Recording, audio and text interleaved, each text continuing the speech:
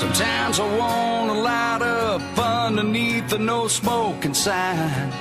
Sometimes I wish they'd tell me how justice got so blind. I wish they'd just leave me alone, 'cause I'm doing alright. You can take your change on down the road and leave me here with mine. 'Cause that ain't my America, that ain't this country's roots. You wanna slam old Uncle Sam, but I ain't letting you. I'm mad as hell and you know I still bleed red, white, and blue. They ain't us, that ain't my America. That ain't my America. Yeah, I'm standing there in Dallas, waiting on a plane. I overheard an old man tell a young soldier thanks. The young soldier hung his head and said, "It's hard to believe you're the only one who took the time to say a word to me." And the old man said, "That ain't my America, that ain't this country's roots. You wanna slam old Uncle Sam, but I ain't letting you. Yeah, I'm mad as hell and you know I still bleed red, white, and blue. They ain't us, that ain't my America.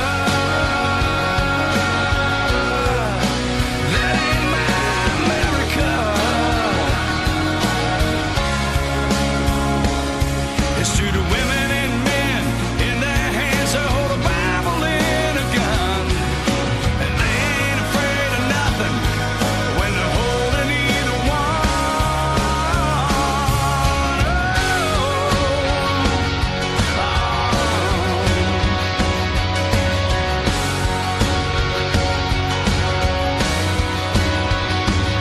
Now there's kids that can't pray in school, $100 tanks of gas.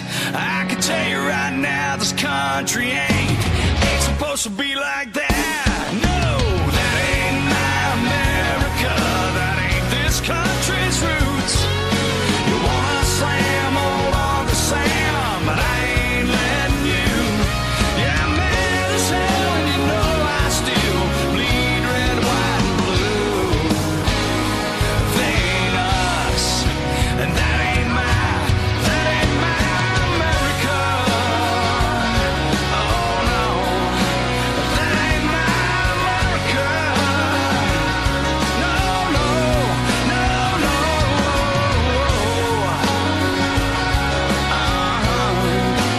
That ain't my America.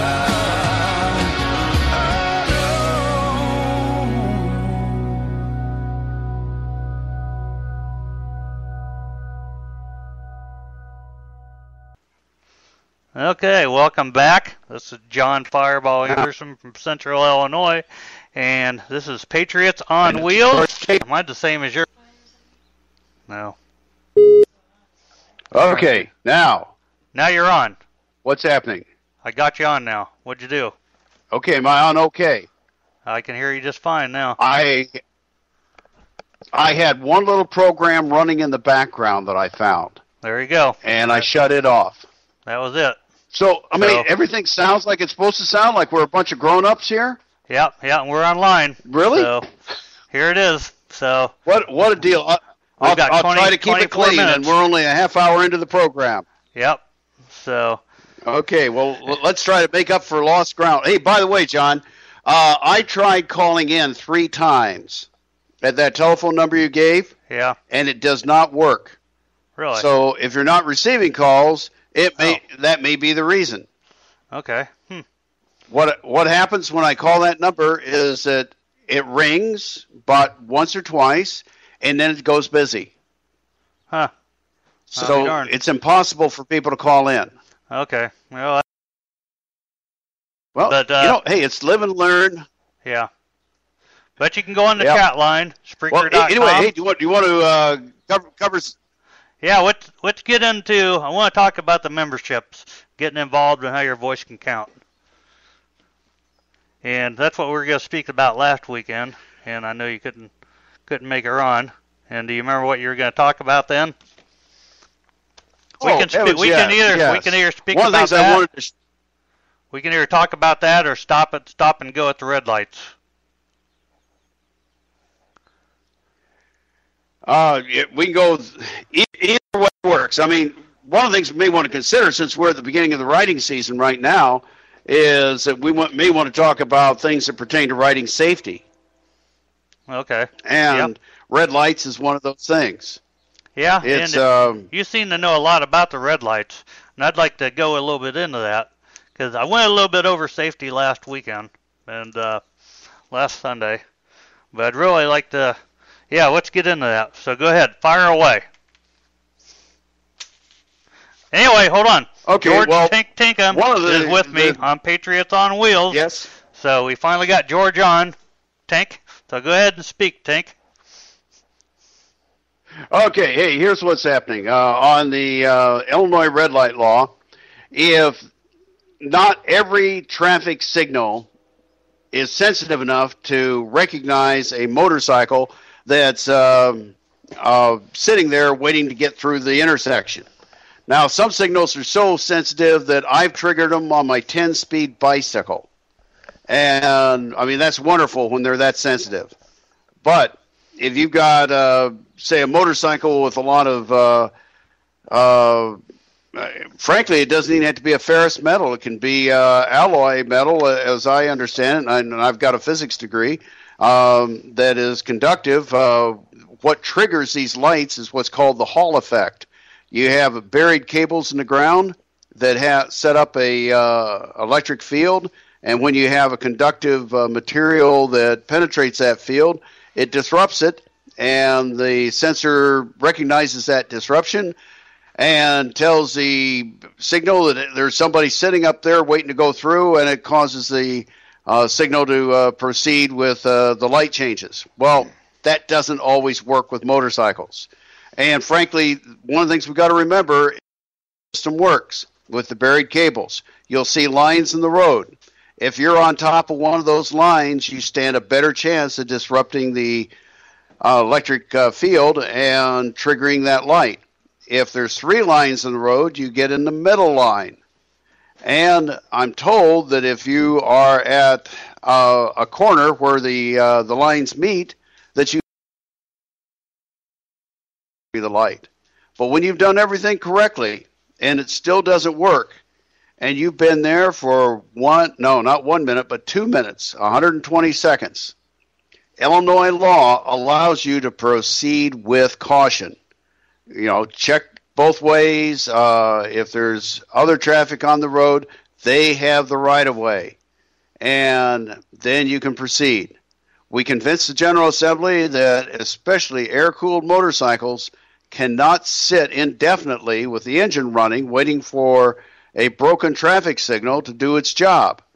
So that's something to remember, that the traffic signal law in Illinois has changed to allow you to proceed with caution after 120 seconds, 2 minutes. And the reason that law changed is because ABATE of Illinois pushed for it. ABATE of Illinois is the strongest voice for motorcycling rights in the state, and it's the strongest voice this state has ever seen. I'm a retired staff attorney with the Illinois Department of Transportation, and I know how effective this organization is.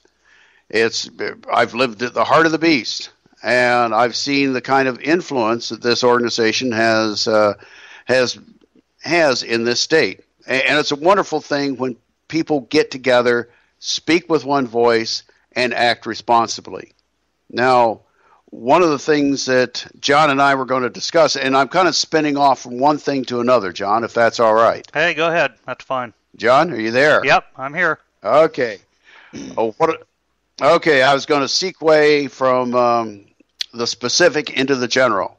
The specific having to do with traffic signals, the general having to do with how you can function as a responsible citizen by working with others. Now, I grew up riding motorcycles in the 50s and 60s all the way through the present. I've been riding for over 50 years. And for the longest time, it seemed like motorcyclists simply weren't appreciated by our politicians. They didn't get recognition, didn't get respect when the government made its decisions on what rules, what statutes to enact. And finally, to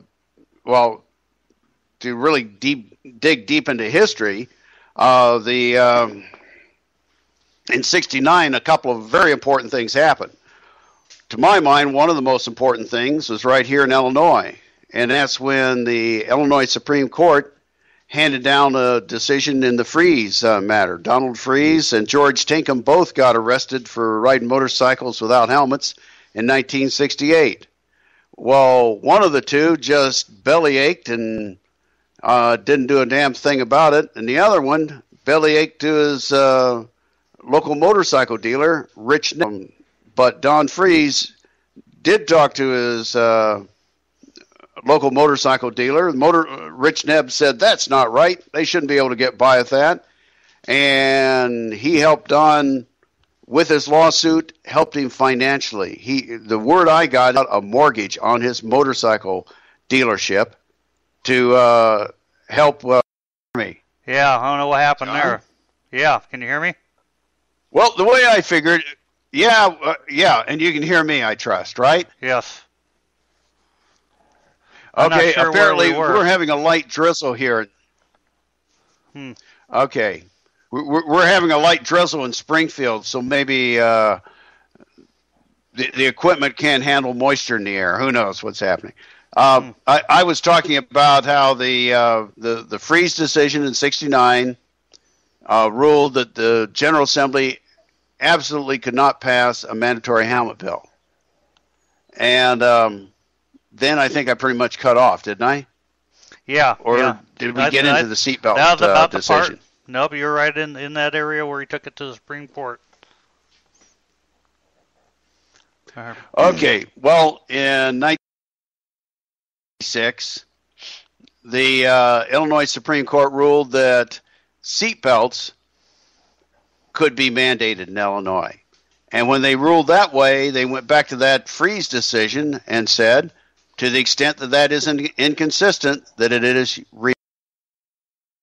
reverse it outright, but they said that you can't rely on that decision to justify not wearing a seatbelt.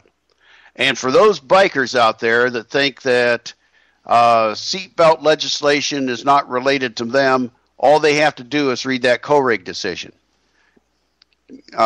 People in ABATE, and I must be talking in a different language because they just don't pay attention to it. But be that as it may, that is an illustration of how you have to look beyond exact motorcycle issues to other things that can influence the way you ride, the way you want to live your life. And what I wanted to say about 1986 was that prior to 86, we'd been working pretty hard trying to get this clubs and different organizations from Joliet to Edwardsville. And after that Supreme Court decision came down, we're trying to work on developing this new organization in Illinois. And after that decision came down in October, we knew that it was time to stop getting ready for the new organization and time to start it. Well, before we did, Dave Rosen in Joliet had a meeting where he contacted all the people involved in the ABATE movement in Illinois, and we're operating independently, kind of like cannons rolling around on a deck, firing in every possible direction. We weren't a statewide organization.